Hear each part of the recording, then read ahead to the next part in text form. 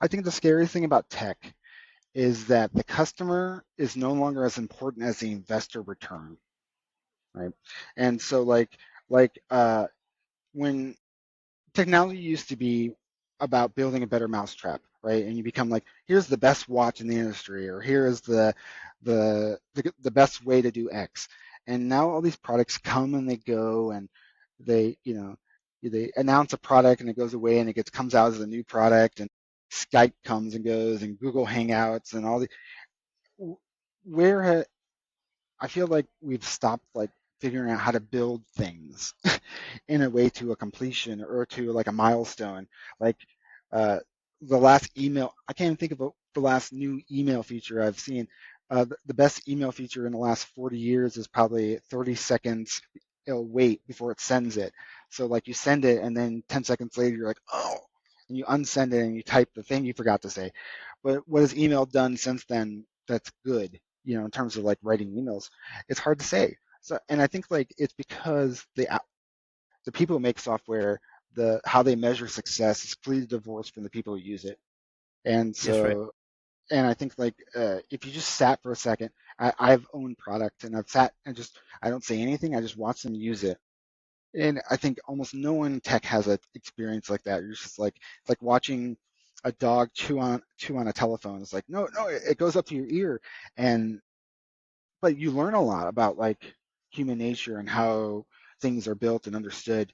And so we're so disconnected from that experience of like you know can you tell me from memory what all the buttons in Microsoft Word does at the top of the screen? Absolutely not, right? Because Absolutely not.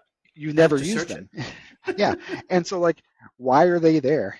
If you have to search it, you might as well just have a search box. And so these Some engineer questions, somewhere thought it was a good idea, Peter. yeah, yeah. Well, I definitely need to always have bold, italic, and unitalic buttons in front of me at all times because I'm constantly switching bold and italic. I mean, it's silly, and obviously the person who shipped that feature probably spent 6 years of their life developing and building it, and you know, when has someone made a better typewriter? That's a problem You there just reminded in me my of sector. when I used to work in the tech sector, in the telecom sector. I used to talk to these engineers, and I asked the question, What did you just create here? What is this?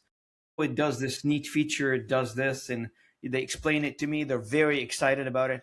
And the biggest question I ask is, where I trip them up, how are you going to make money out of this? Who's buying it?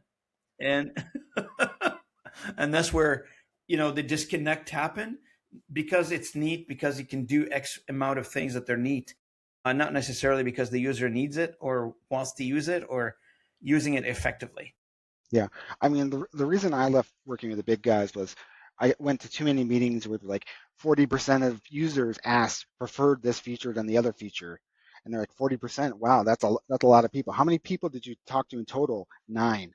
And it's just like Yeah, okay, so the sample size is pretty tiny, Peter. I mean, it's I mean, I'm not a statistician.